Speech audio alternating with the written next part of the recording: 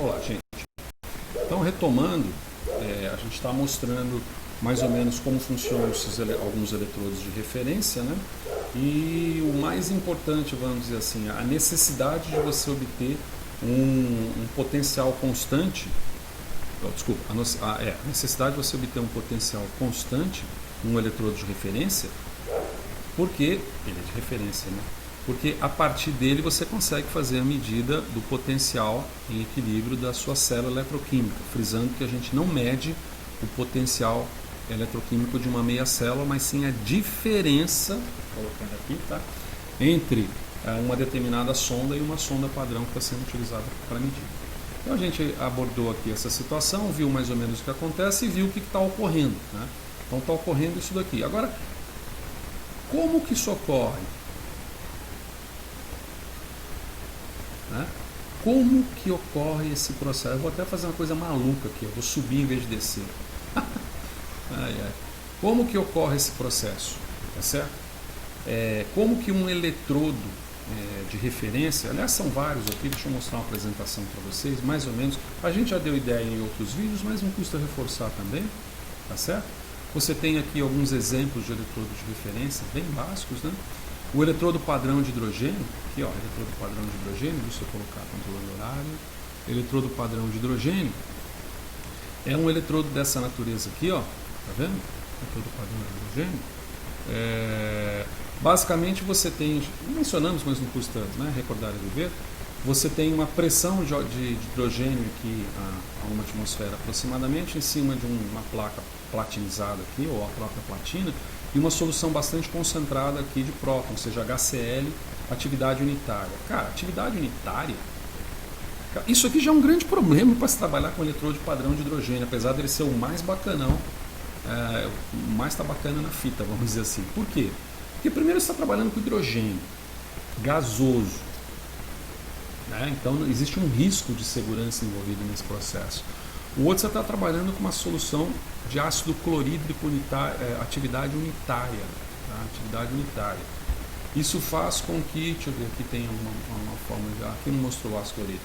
Isso faz com que se a atividade é igual a 1, se a atividade é igual a 1, tipo concentração é igual a 1, concentração igual a 1, beleza, menos log da concentração de H+, é o pH, menos log de 1 é 0, o pH é 0. Então, em termos de segurança, para você trabalhar com eletrodo de hidrogênio, e mais a complicação, né? O setup experimental que você precisa ter é bastante complicado. Então, essa é uma vantagem de você trabalhar com eletrodos de referência secundários, como calomel mais para soluções menos aquosas e prata cloreto de prata para soluções mais aquosas, tá bem? Ui, nossa, fiz um risco aqui desnecessário. Então, a gente vê aqui, por exemplo, opa, deixa eu subir aqui. Você vê, por exemplo, aqui você tem um eletrodo, famoso eletrodo de calomel. Então você tem uma camada aqui de cloreto mercurioso, o mercúrio, que é uma pasta de mercúrio sólido. Acho que a gente já mostrou algumas coisas assim, né? As conexões elétricas podem ser conexões elétricas podem ser mais variadas, com ácido fluorídrico depois que ele é vaporizado, pode ser um contato de solda muitas vezes, solda com 5% de prata, por exemplo, podem ser um contato com epóxi misturado com pó de carbono, grafite, né? Basicamente, você consegue essas conexões. E aqui você tem uma lã de vidro para impedir que haja o escoamento de solução.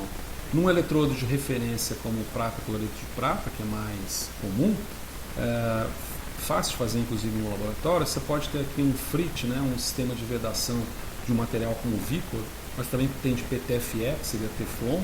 Ou então você faz simplesmente uma pontinha de platina aqui soldada num vidro fundido no bico de Bunsen, né? Bico de ensaio, bico de Bunsen, bico de gás ou no bico de Bunsen. Você solda essa pontinha e fica para fora, prende uma solução aqui de prata, cloreto de prata, anodiza aqui, anodiza, tá sem mostrar, né? Deixa eu mostrar, anodiza assim, ó. Você anodiza aqui um fio de prata, você pode usar o próprio potenciostato para fazer isso. A gente vê, tem condições especiais para isso, mas em 30 segundos, 40 segundos, aplicando um determinado potencial oxidativo, você permite a ionização desse, essa prata anodizada aqui, que fica mais escura. Aliás, o eletrodo de prata, cloreto de prata, é interessante essa observação. Quanto mais próximo da prata o fio, pior. Ele tem que ter uma camada ali em loia, uma camada mais escurecida dessa prata anodizada aqui, na forma de cloreto de prata. Tá, a cobertura que fala em coating, tá vendo? E as conexões elétricas propriamente ditas. Tá bem? Mas o que a gente estava falando era sobre como funciona o bichinho. Né? E o bichinho, esses eletrodos, eles funcionam em decorrência da condutividade iônica pertencente aos seus íons, condutividade iônica. Então, o que a gente quer dizer de condutividade iônica? Deixa eu voltar aqui. Esse negócio, quando ele fica dessa cor, eu não consigo pegar. Condutividade iônica. Então, vamos ver o seguinte, ó. Primeira coisa é ter o branco, né? Vou voltar àquela apresentação ali. Não é essa não. Pera aí. Vou voltar àquela apresentação. Veja que quando eu tenho, por exemplo, o próton H+, eu tenho uma condutividade iônica aqui bem elevada. Condutividade iônica medida em o recíproco da resistividade, né? Então você vê que isso aqui, ó, que é a resistividade, né? A medida da resistência ou não é resistividade, porque a resistividade ela pega esses dois parâmetros aqui, né? Então você teria a resistividade seria ohm centímetro quadrado por mol, resistividade. E a condutividade é o oposto da resistividade, né? O oposto da resistência. Então vou até tirar isso aqui, porque isso aqui realmente não tem nada a ver. Tá? É o oposto da resistência.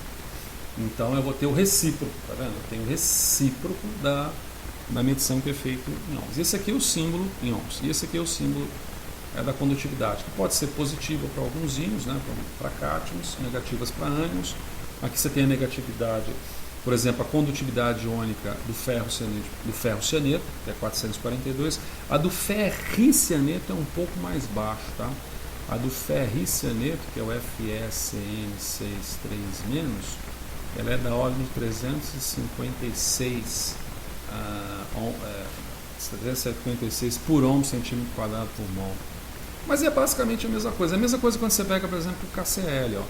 O K+, você tem 74 unidades, vamos dizer assim, de condutividade. O Cl- você tem 76, né?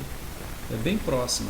Agora, quando você pega, por exemplo, o H+, aí você tem uma condutividade muito elevada. Né? Essa condutividade muito elevada do H+, ela está relacionada a um processo chamado mecanismo de Grotthuss. Mecanismo de Grotthuss. Tá?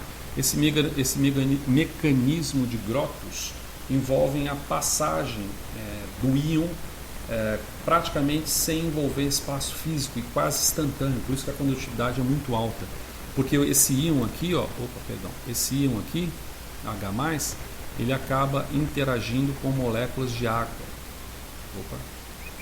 tá? Com moléculas de água, e essas cargas elas vão passando numa rede, tá? Essa carga vai passando numa rede até chegar do outro lado. Depois você dá uma olhadinha que pode ser esse mecanismo de Grotthuss, tá bom?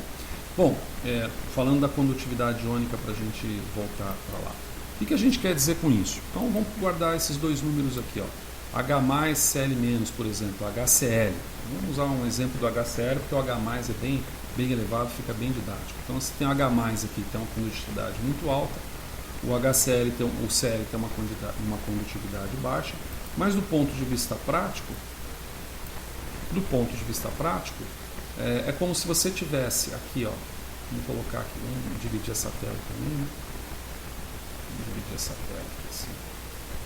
Do ponto de vista prático, é como se você tivesse aqui uma representação. Opa, deixa eu jogar para cá. Como se você tivesse aqui, uma representação em que você tem uma distância de separação de dois compartimentos, tá? E aqui você tem uma medida de concentração. Aliás, medida de concentração molar, não. C, uma medida de concentração, tá bem? Então você tem um determinado compartimento aqui, uma medida de concentração, no outro compartimento uma medida de concentração. Então hoje é que você tem HCl nos dois, e aí você tem um compartimento 1 aqui. E aqui você tem HCl também, e você tem um segundo compartimento aqui, tá bem? Veja, como a condutividade iônica, onde você tem uma concentração maior, vai ser sempre maior que uma condutividade iônica, onde você tem uma concentração menor aqui embaixo, Ao passar do tempo, então se a gente colocar aqui tempo, ao passar do tempo, você acaba obtendo isso daqui, ó. Vou colocar aqui como sendo distâncias. Uma espécie de nivelamento, não é propriamente um nivelamento, mas um acompanhamento, uma redução dessa flutuação abrupta, tá certo? Por quê? Porque o H+ vai tender a ir para o compartimento de menor concentração. E o Cl- também, que está num compartimento de alta concentração, também vai tender a ir para um compartimento de menor concentração. Só que as velocidades, as taxas difusionais dessas espécies químicas são diferentes. Como essas taxas difusionais, vamos colocar aqui, como a difusibilidade, como a difusibilidade das espécies,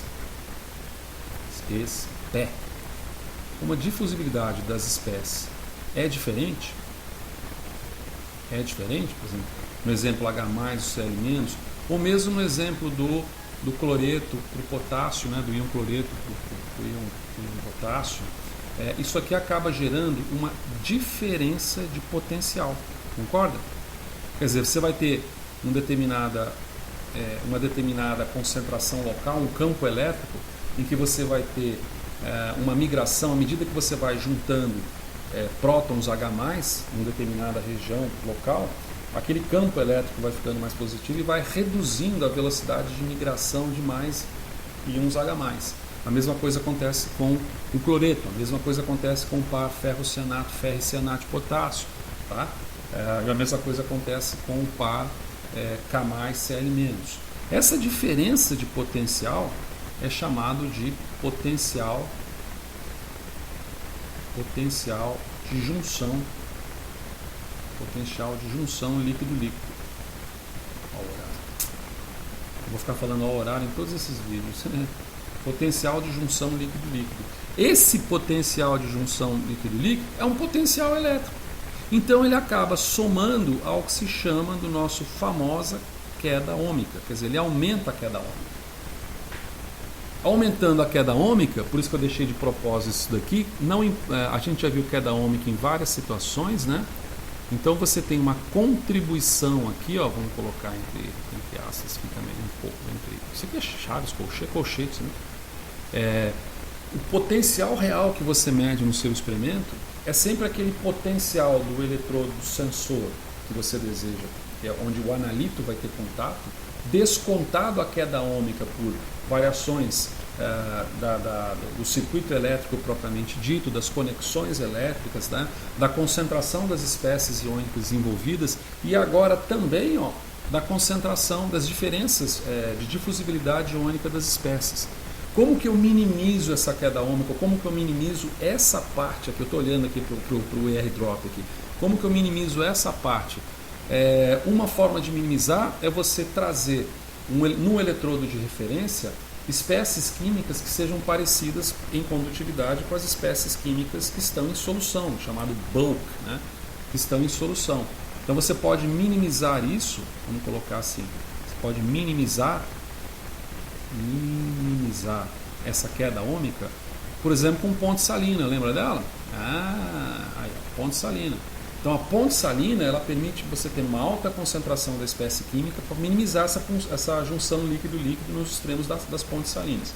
Mas como você não fica trabalhando com ponte salina, você trabalha com eletrodo e como a gente vai ver, você tem potenciais de junção interno nesses eletrodos, certo? E aí você tem aqueles eletrodos que talvez você vê comercial assim como junção única, junção dupla, né? Quando você tem junção dupla, ele tem uma estabilidade de leitura do eletrodo de referência que é maior do que a junção única.